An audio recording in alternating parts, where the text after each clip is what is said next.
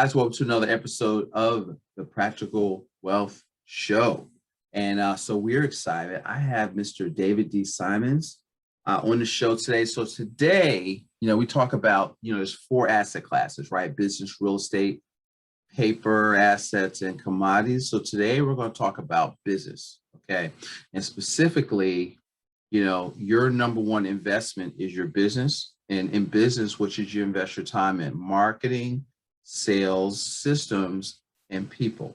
So we're going to talk about marketing today because marketing is really the keys to the kingdom. So what I want to introduce to you is Mr. David Simons. So let me tell you a little about him before we start the interview. David is a mediapreneur who utilizes his offline and online skills to promote brands, increase businesses, support and causes, and build relationships.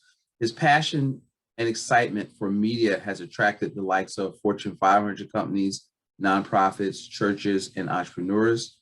David obtained a degree in digital media from Sacramento State University, and he's a master's in entertainment business from Full Sail University. David is the CEO of Kingdom Social Media, which is an organization designed to help influential leaders and leading organizations dominate their market through online social media marketing. David has been recognized by Entrepreneur.com, Dell Computers, Yahoo, Xerox Corporation, Huffington Post, Hootsuite for his strategies in social media.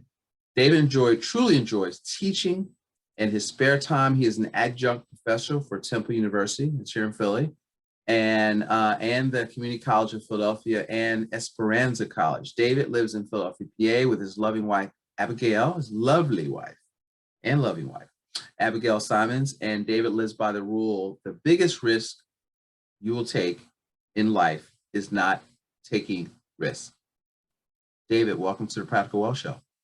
Thank you for having me on, Curtis. Truly, truly an honor and truly a pleasure. You're welcome. So I'm excited to have you. So David, give me like a minute or two.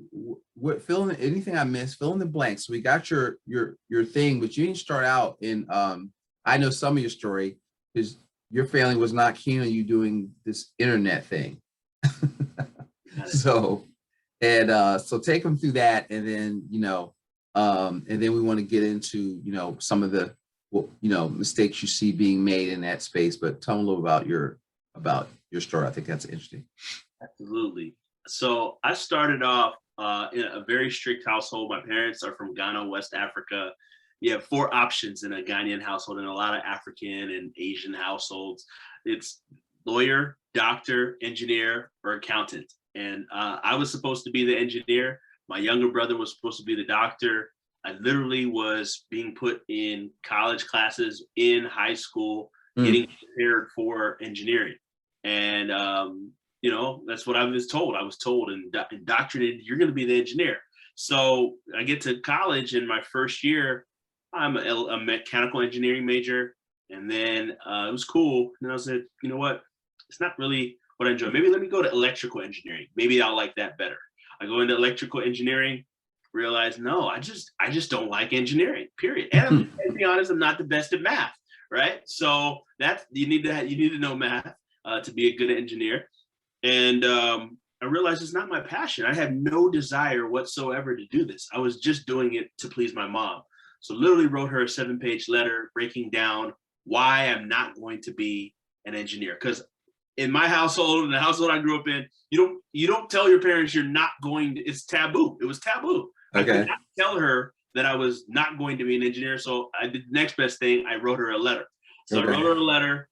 She refuted it, but still I pursued after the dream, and not really the dream at that point, but really the passion of media. I've always been I had a business when I was in high school, burning CDs and selling them, a pretty lucrative business. I had a record label when I was young. So I've always been interested in media and business. So I ended up utilizing MySpace in college, and everybody, if you remember the MySpace days, top 8, all those kind of things. Right. I was leveraging MySpace for fun, and it just I didn't know this was going to be an industry. I was using it to help friends of mine who were creatives, musicians, artists and help them promote their pages. And then all of a sudden, Facebook kind of came on the scene more, and I started using Facebook to help friends of mine. And then businesses started asking for help, and I started doing that. And that led from one thing to another. Then I found myself leaving California, coming to New Jersey, and working for TerraCycle, the world's leader in upcycling and recycling. And then eventually leaving, starting my own company, Kingdom Social Media. All right. See, but one of the things that you hear, guys, is you don't just wake up and I've heard how were you when you started the first business? You were a teenager. Yeah, it was like 12, 13. Yeah, preteen, right? So most people start their hustle, I call it, really young. Okay, so you don't just wake up and so like if you have kids you're listening to this, you need to cultivate that. We're working with a girl like that, trying to cultivate her, getting her hustle on and being a little bit more aggressive. My wife and I were just having that discussion about an hour ago. And but that's it. So now let's talk about what you do for, I would say, because you do it for a couple people. Because I've been in some of your meetings, we've had pastors, you've had people that authors that were coaches, and then for business people. So what are my people like that are listening, that are coaching, that have a business and trying to figure out this internet thing? What are they missing? What are maybe some of the top things that they are getting wrong, and why they're not getting the results they want? Great question. I think the main thing is that people have to understand you being great at what you do is not enough. You can be great at what you do, but if you're not great at marketing what you do, then it's almost, I didn't say pointless, but it's almost pointless. So let me explain. I always use this example. Is Dr. Oz the best doctor in the world? Probably by far, no way. A lot of doctors actually hate some of the things that he shares and his philosophies on medicine, but he is the most marketed doctor in the world. Pretty much can't argue against that. Most people know him. And the second person you might think of, Dr. Wise, is Dr. Phil. Dr. Phil, right. And they're both connected to who? Oprah. Media mogul. And they leverage media to get their attention. But so that's where I think it starts, is that it's not good enough to be good. It's not good enough to be great. You got to be great at marketing what you're good at. You got to be great at, and you got to get that philosophy in your head that there are people, and this is going to be an ouch statement, there are people out there making more money than you with less knowledge than you. Right? They don't have as much knowledge as you have. They don't have as much know-how and even tactics or strategies in your industry, but they know the knowledge in the most important area, which is marketing. Right. So I believe that's the biggest mistake people make, is getting caught up. You should be master at what you do, but you should also master the marketing of what you do, because that's going to really showcase and allow you to help more people and transform more lives. So we always try to get that into our clients' heads and processes, that we need to market you consistently, and we need to market you effectively and strategically for your business to grow, and for your name to grow. So a lot of speakers and coaches and consultants you rely on a brand, have to rely on a name that they built for themselves. And you don't get that without consistency. So give me an example of, when you say consistency, what are people not doing or have the incorrect expectations of? Great question. So Curtis, I'll give you an example. You're a model of consistency. What episode number are you at thus far? Oh, 2 something. 2 something, right? No, maybe like, let me see. All right, 52, 3 years almost at episode a week. So yeah, maybe like 169 or something like that. Yeah. 169. Most people who podcast will never get there, sadly. They don't have the consistency to stick with something. One of my mentors says, be like a stamp, stick to something until it delivers, right? They don't have enough consistency in them to stick with something through the highs, through the lows, through it working or not working. And a lot of it is really just, it's that plain and simple. I'll give you a few examples of models of consistency that I've studied. One is Eric Thomas. If you've ever heard of Eric Thomas, he's one of the #1 motivational speakers in the world. And he didn't start that way, but his consistency with marketing, with media, is what brought him to the levels that he is today. So he had a show, a YouTube channel, still does, and he still does it, called Thank God It's Monday. Every single Monday, he was producing a 6 to 10 minute clip on Mondays, because a lot of people hate Mondays, and he's trying to change the narrative, and he'd publish it. Year 1, got a little traction. Year 2, a little bit of traction, not really much. Year 3, still not much traction, but he kept it at 52 weeks in a year, 52 videos every year, right? So that 3rd year, something happened where someone got a hold of his content and that he didn't actually even mean to release. They heard him talking about, if you want to succeed as bad as you want to breathe. And then they published that to their YouTube channel. This guy was like, it was a workout video. And underneath, you couldn't even see Eric. All you could hear was his voice. And people heard his voice and the story he was talking about success and said, who is the guy underneath? Yeah, this workout video is cool, but who is the guy speaking underneath? The guy speaking underneath was Eric Thomas. And that's how Eric Thomas went viral. He didn't go viral because, he just had one shot. It just blew up. He was consistent for a period of time when nobody really saw what he was doing. And I think that's what it takes, is building those roots in the ground. So consistency is, here's what I believe too. You don't have to be perfect. It's actually better, in my opinion. This is a quote that I always say. It's better to be consistently, you want to be consistently great and consistently consistent. But if you're going to do anything, be consistent. So if your content is good, be consistently good. It's better to do that than have amazing content 1 week and then 3 weeks we don't see you. Yeah. So I always say that, and the reason why consistency is so powerful, it is what makes you believe what you believe. If you're constantly told all your whole life, you tell a child you're lazy, you're lazy, you're lazy, you're lazy, you're lazy, the child's gonna think they're lazy. You tell them you're intelligent, you're intelligent, you're intelligent, your child's gonna believe they're intelligent. Same applies with media, marketing. You have to be consistent for it to take a hold. So you think about all the artists that we love. I'm a fan of Denzel Washington, my favorite actor. It's consistency throughout his whole career. There's a consistency. You look at your favorite artist, Michael Jackson. There's a level of consistency in his music, level of consistency in his quality, and it's consistent. He would release YouTube. If you like YouTube released albums consistently over and over and over again. And one of my favorite examples of models of consistency is Jerry Seinfeld. Jerry Seinfeld, people look at Jerry and don't realize what is the secret to his success? One of the highest paid comedians of all time, one of the most syndicated TV shows of all time.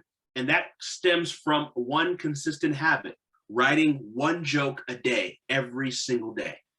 He wrote one joke, funny or not, wrote the joke, and he was consistent. And that is what developed him. Listen, I just heard a podcast about him talking about that, and it was fascinating. It wasn't even about business, but he's got certain principles. You got to write every day. You've got to write stuff down every day. And he's been doing that since before he got famous, because most comedians have a season and then they fall off into oblivion. They were the hottest thing and then they fall off. But he's been able to last 30, 40 years and be at the top, still at the top of the heap, because he's got a process. He's definitely got a system for comedy. That's right. That he will lay out, that you could take those principles and apply them to your life. That's why, we always talk about there's principles, there's strategy, and there's tactics. And so successful people are very principled, right.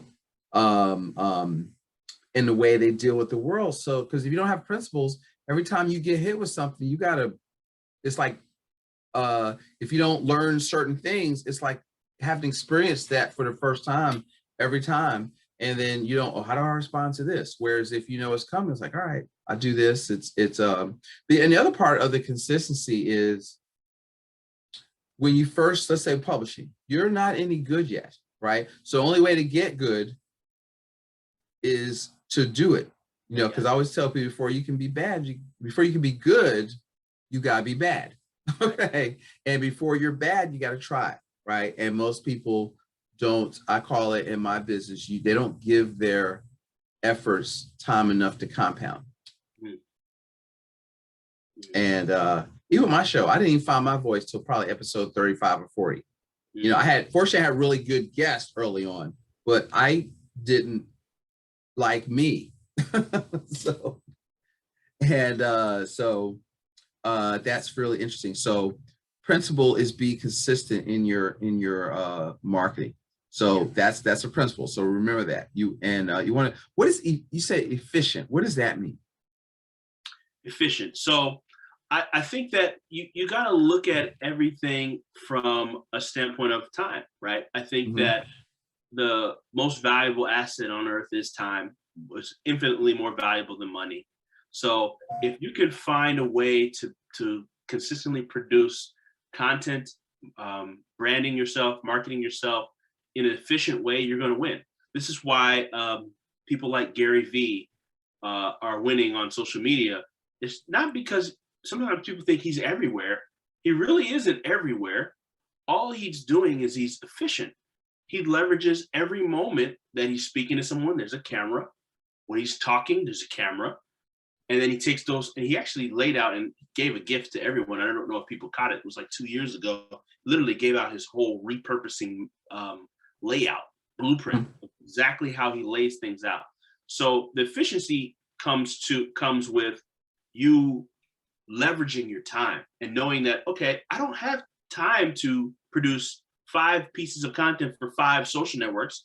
I'm going to use one piece of content, leverage that one piece of content to produce the same in different formats for all the 5 pieces, five different networks. Yeah, that's brilliant. I'm trying to learn that component right now. And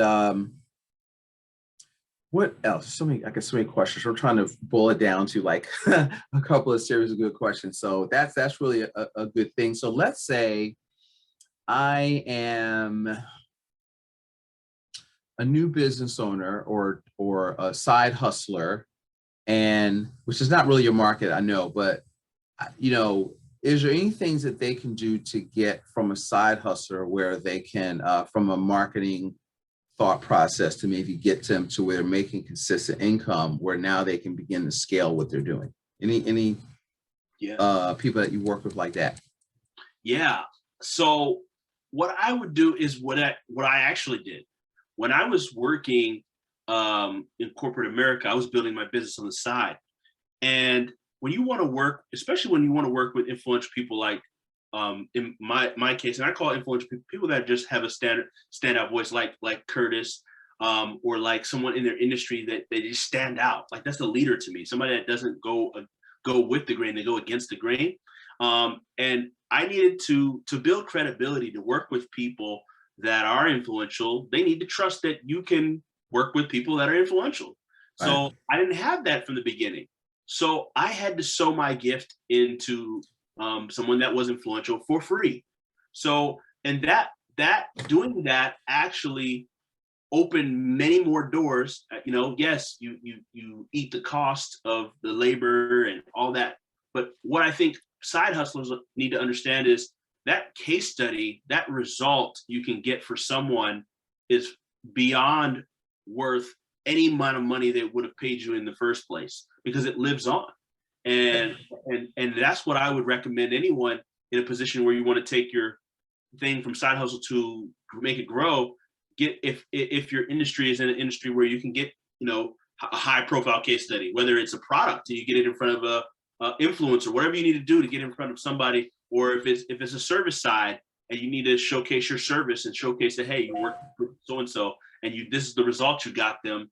I would do that. I would leverage that and milk that as hard as you can, because that will just produce more of its kind. And I believe that case studies, results are the name of the game. So if you can deliver results for people and then showcase the results you've delivered, it's going to put you in a great position. That is great. I think because really what people buy is a result. And so, because I think that you have to get results from your thing yourself. Yeah. And then you have to, so now you know it works. And then you have to get a result for somebody else so that you know and you can show that your framework can produce results for somebody other than you. Right. And then you can sell it.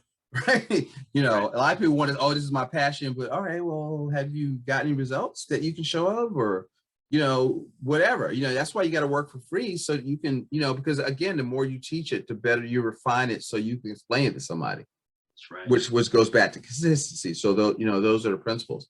That is brilliant. So so now take me, let's say I'm already in business. I'm already, you know, I'm making $100,000-$200,000 a year. What is like, what should I be thinking about to kind of take my business, my lead flow, my things to the next level? When you're analyzing somebody, what are you looking for that they're missing, that they don't understand, I guess?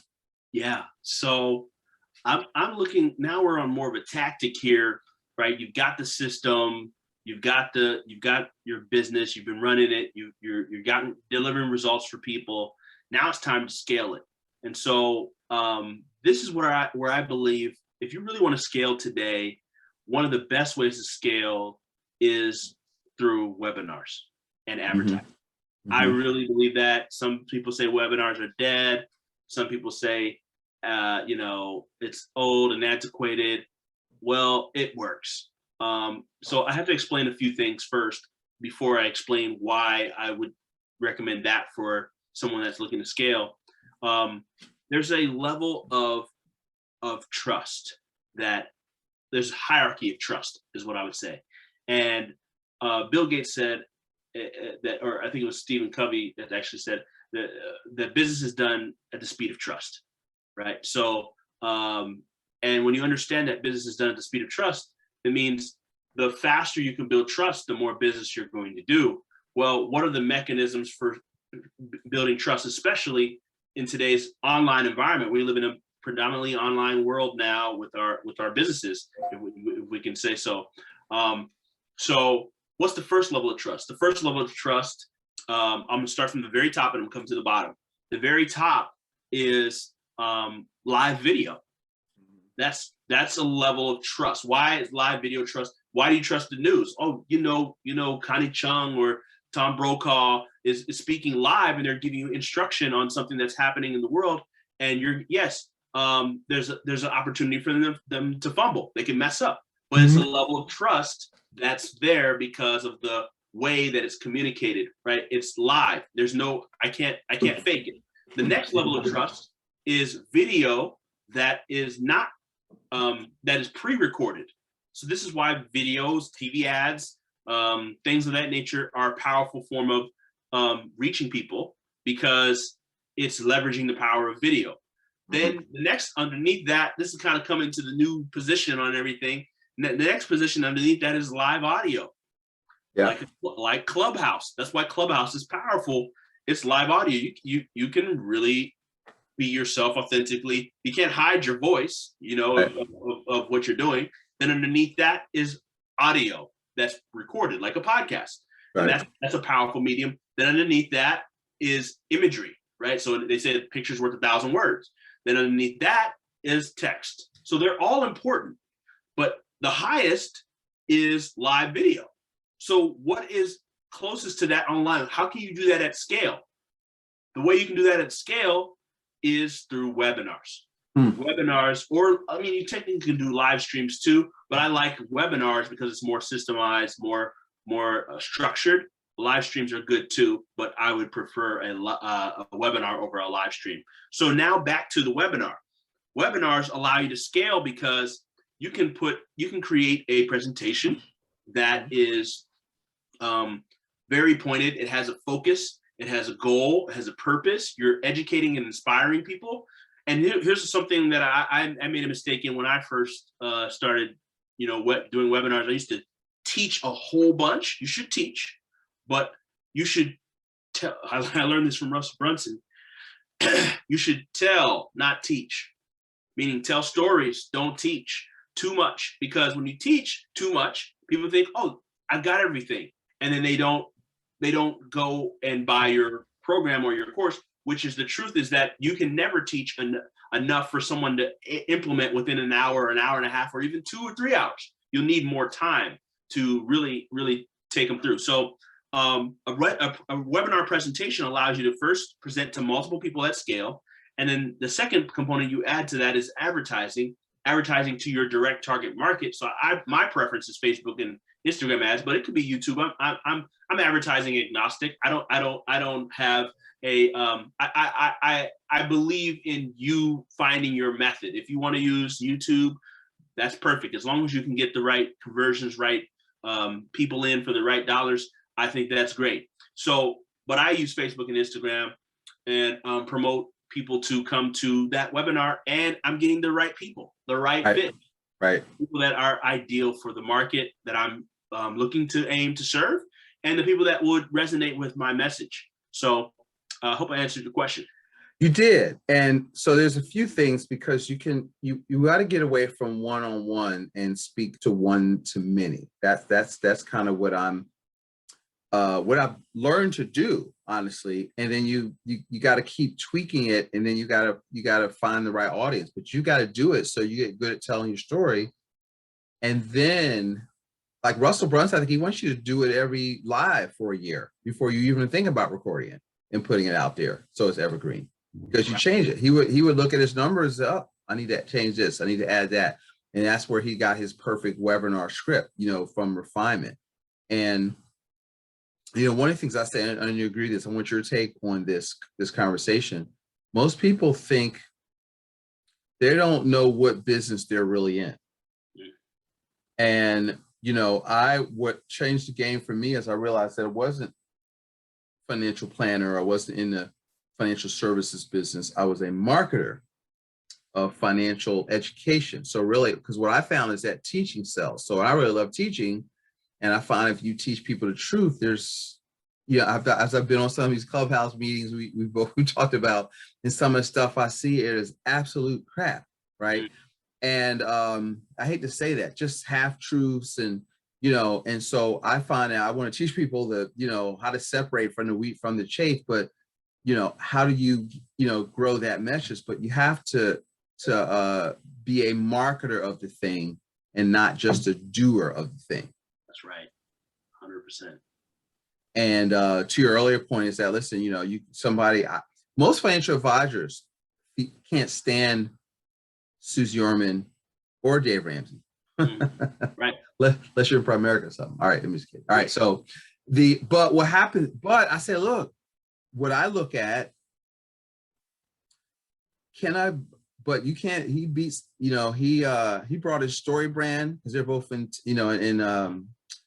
what's that, Dave Miller story brand. He brought them in to look at his overall organization. So he's a brilliant marketer. Susie Orman's a brilliant marketer. So I look at them and go, forget about the content. Let's look at the process. One of the things you have to look at is that. Look at your, most people don't ever, if you have experienced this today, do your people, that some of your clients ever look at their competition? Like especially if their competition is beating them, are they analyzing, what are they doing that I'm not doing? Do you find that that's a blind spot? Yeah, I think so. I mean, I feel like people don't extract what they should from their competition. Like I always tell clients, why don't you look in the comments and the reviews of the products or services of your competitors? You'll find something they're not doing right, or something they need to improve. Right. And there's always opportunity. And I believe in, that you're your own ultimate competitor, but you still should give yourself every advantage to win that you can. So learn what the marketplace is doing and not doing, and apply them to your business. Yep. So tell me this, okay, to close I know you got to go, so we'll wrap up, but looking at, so COVID, we're still, as we record this, we're still, kind of on the, I don't know if it's tail end, but we're still in COVID as we record this. This is early 2021. And so I want you to see what lessons have you learned in your business and lessons, maybe clients that you work with in COVID. And then my follow-up question, just sure think about it, is what opportunities you see going forward. Let's talk about what you did and what you learned and what people should do to protect themselves from a marketing standpoint or business standpoint. What I found for me in my business, I feel like, in the Bible, John the Baptist, right, was telling people before Jesus was coming that he was coming. I feel like I've always been a John the Baptist. I've been telling people to leverage digital marketing for years. I've been telling people to do online courses for years. I've been telling, and the pandemic was just like, oh my gosh, David, you were right. We should have been doing these things. So for me, what I learned was that when you know something, continue to do it until even if people don't catch on, even if you're ahead of the game, or if you're ahead of the curve, continue to be that voice. Eventually, they will catch on. You look at Kanye West, love him or hate him, he was talking about shoes and making shoes that the world hadn't seen, and he did that through being broke and in debt for 55 million to now being 2.2 billion in revenue and net worth through the Yeezys. So my point is, if you got something, you just like we talked about earlier, stick it out. Let's see. If your message, and it's on point, right? If you got trash, it's trash, right? So if you got something on point and the market's not catching on, maybe it's Steve Jobs, maybe you're an innovator, maybe you're ahead of the game or ahead of the curve, and people just are not catching on. Continue on. Mm-hmm. And then I also learned from my clients through my understanding through my clients through the pandemic was that most people didn't really understand true marketing. And I had to really take the time to educate people on target markets and messaging. And, you can't just, like online, right? You can't just sell your product without building some trust. Like sometimes we think that you can just do stuff online and you don't mirror that to real life. So for example, I can't walk in, if I don't know Curtis, I would never come into Curtis's office and be like, hey, Curtis, you want to buy my Facebook advertising services? Only, this amount of money. And I would never introduce myself that way. Mm-hmm. When it comes to advertising, sometimes people want to just jump in like, I'm going to sell my stuff. You can't do that in real life. You shouldn't be able to do that online. So I had to educate people on process. I've noticed that a lot. The psychology, the top of the funnel, the middle of the funnel, the bottom of the funnel. Right. People go through a process. And you have to understand the process, and you have to respect the process. You can't abort the process, and doesn't matter who you are, you still got to go through the process. I don't care how there's people that are multi-billionaires, multi-millionaires, they still have to go through this process to sell you their services. So don't think that you can skip the process. That's all I like to add on that. Yeah. I mean, people talk about, and you said a funnel is not, like we both have a software that we like, but it's not a software. A funnel is a sales message and an offer. Right. And your product in of it, this is a topic for another day, but because this is what I'm working on, your product is not an offer. Okay. And so you have to pull stuff together to make it an offer, where I'm giving you this plus a bonus of this, and this. And so a lot of people, again, don't really understand, like even advertising is not marketing, right? Advertising falls under the marketing umbrella, and it's a tactic. Right. And it's an effective tactic. And so, because what the cool thing about advertising is, and so this is the kind of stuff David helps with, like you need what's the word? You need something like if you can systematize your business. So if you know, all right, I got my who locked in, my target market, and I can spend this much on ads. It's going to generate these many leads. I know these conversions will generate this amount of money, right? Now you have a marketing asset. So anytime you want to do that campaign once a quarter, and you know every time you run it, it generates 40 grand, boom. You know, you can now literally print money. That's how locked in. That's why I always tell people marketing is the keys to the kingdom. And so if once you can do that, you can not always feel broke, like you're still wondering where your next lead is going to come from. That's because you haven't mastered marketing and advertising and, you know, having a funnel and an offer. Right. And I think going forward, personally, that's what I know I have to master. So as you look forward, what opportunities do you see out there for, you know, business owners that they're need to be aware of, and then figure out how they can take advantage of it? Yeah. So I'm always learning. I'm always trying to improve. And so I'll share one that I think they need to jump on yesterday, and then one that they're going to need to consider in the next 6 months to a year. So the one they need to jump on yesterday is digital courses. You all can teach what you do and should put that in. It makes total sense. You can duplicate yourself. You know, we all say, oh, I wish I could just duplicate myself. You can. With an online course, you can duplicate yourself and use it. So for example, I was talking with a gentleman that does marriage counseling for a lot of couples. And there are premarital counseling for couples that are going to get married.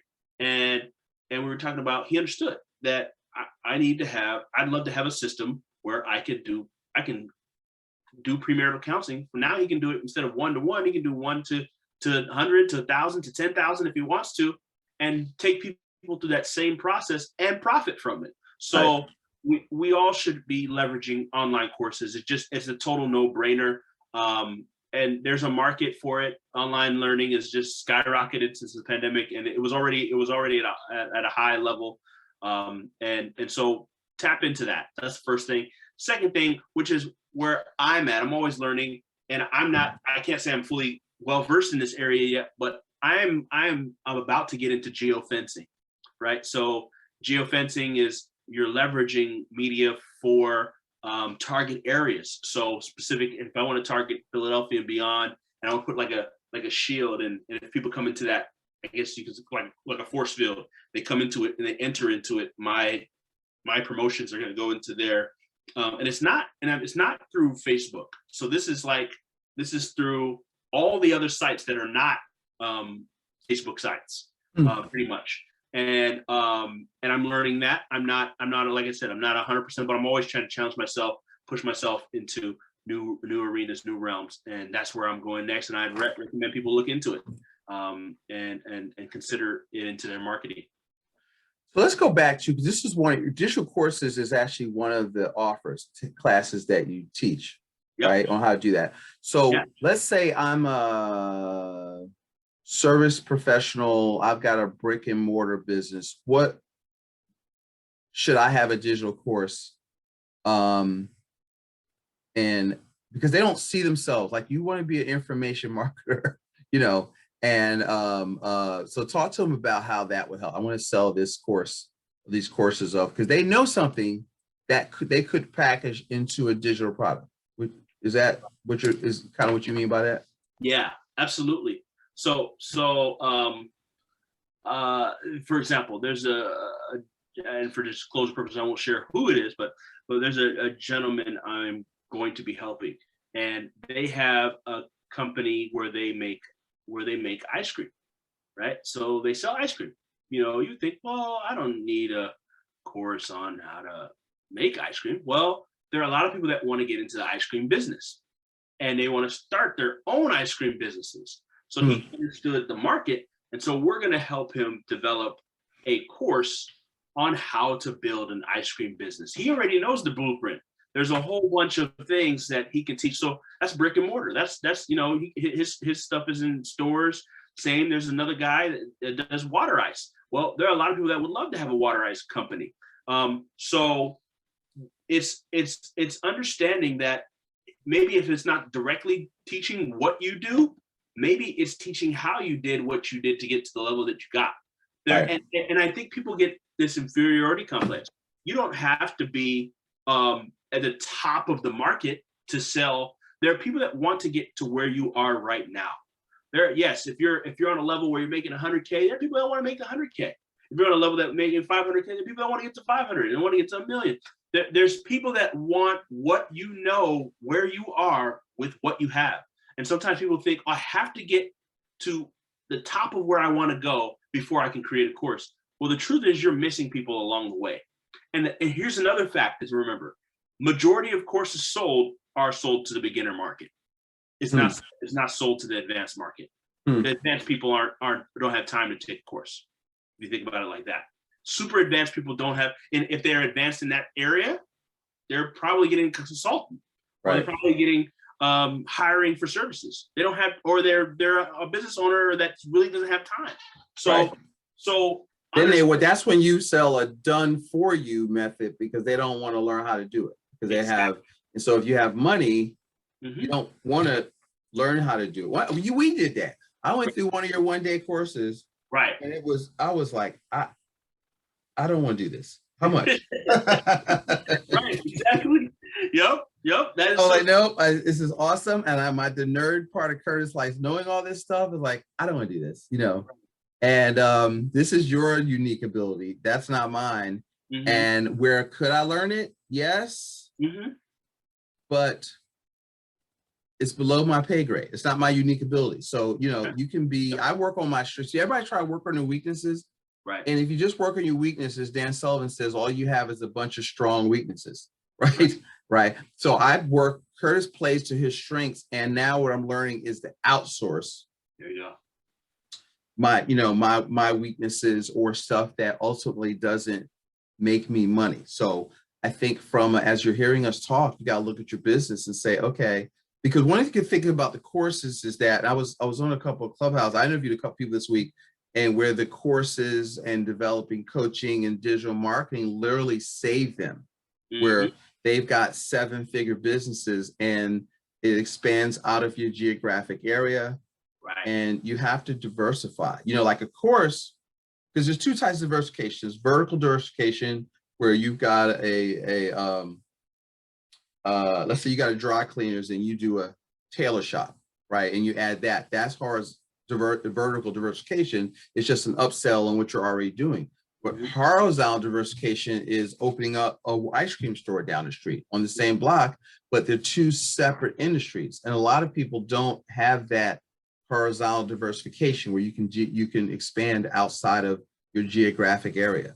Absolutely. If you don't have a licensing issue, and if it's universal, now you've got money coming from other countries or other states, because everybody is not in a recession. That's true. And I think that's powerful. So what I want, so this is what, Kingdom Business Solutions is all about. And this is kind of what I wanted to get y'all out there to, let people know, listen, your fastest path to cash is business. Okay. And so when you look at the Forbes 400, it's business, right, real estate, paper, and commodities. In that order is how they're on the Forbes 400. All have built a business. So I don't care if you just started Mary Kay. I don't care if you have, you're doing affiliate marketing. It doesn't matter. You've got to learn, you've got to learn this stuff. And this is what will ultimately, security is the ability to produce. That's good. Right. There's no opportunity. It's only opportunity. There's no security. Because there's no security job, because you can get fired for 1 or 2 reasons, any reason or no reason at all. Truth. And that's the truth. I mean, because Pennsylvania's a free will state, but so I can fire you. I think you should be able to fire somebody when you want to. Right. And but I also have the ability to leave, and I can leave once I'm comfortable as a work creator. And so being able to create activity to being able to promote your thing is the difference between being brilliant and broke, because it's a lie that if you build a better mousetrap, people will beat a path to your doorstep. Yeah. Have you found that to be true? I don't believe in how do I put it? What I believe in is you've got to find, don't just focus on the product. The product is good, but you got to focus on the problem. I'm Yes. attracted to problems. Yes. So I don't so if somebody built a certain gadget, well, that gadget might have a attraction. People might be attracted to that gadget, but how long? How long are they attracted? Not all products have a long shelf life. You know, they're not going to be relevant for too long, right? If I tried to build a better house phone today, that's irrelevant. I'm in the wrong market. You know, instead I need to, if I'm going to get in the phone game, I need to build a cell phone or a innovative cell phone. So that's why I'm not attracted to building a better product than someone else's layer. I'm more infatuated with the problem. And so what is the problem that they need solved? And then I create from that.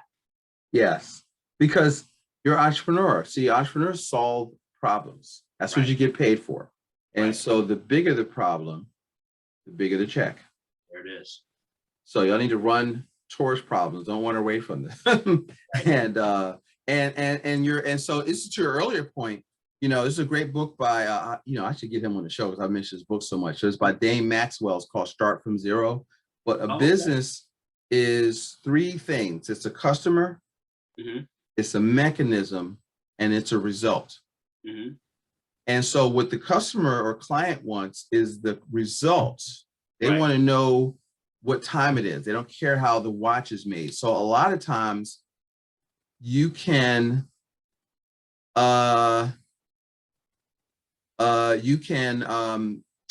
the word? You can outsource the result and not the mechanism. They don't, you can hire somebody to create the mechanism, a programmer or somebody's already got something, but they don't know how to market it. You could market it and work out a joint venture. See, everybody thinks they have to invent something from scratch. So listen, I could talk shop all day long, but David, thank you for being on the show. Tell them how can they follow what you're doing? What's the best way to reach out with you if they want to, find out about, how to begin to get their business unstuck? Tell them about what you're doing and how you can support them. So we'd be honored. Just thank you for having us on, having me on, Curtis. If they want to work with us, they can go to kingdomsocialmedia.com, set up an appointment, set up a time to review. We do a free analysis on your speaking brand, consulting brand, business brand, whatever brand you have. We'll do a free analysis to check out what you got going on and give you some feedback on how you can take it to the next level and make sense. We'll be glad to help you to take your business to the next level. So kingdomsocialmedia.com, spelled exactly as it is, KINGDOM, socialmedia.com. Okay.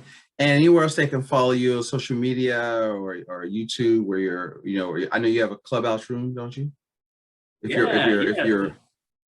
to give it all, I want them to follow you. Yeah. Okay. So follow me I make it pretty simple, at David D. Simons, DAVID, and then SIMONS with one M on everything, on Facebook, on Twitter, on Instagram, on LinkedIn, David D. Simons, on Clubhouse, all the same name across all of them. So you can follow me there, and I'm glad to connect with you. All right, listen. So take action, follow up, follow David, and keep learning. And then when you're ready, definitely reach out to him, and let him and his team take your business to the next level. Absolutely. All right, David. So thank you so much for being on the Practical Wealth Show and dropping those gems, dropping that science to our folks. Hope y'all learned something. And David, thank you so much for sharing. And we look to have you on again soon. I want to be a regular thing. I love talking about business and marketing. Me too. Thank you, Curtis. All right. Yes, my pleasure. All right, guys, go out there and make it a prosperous day. Tell your friends, listen, leave me a review, and share so we can get this message out and I want you all to become a cash flownaire, which is we want to help you create wealth in decade or less. All right. Have a great day. Have a great day, everybody.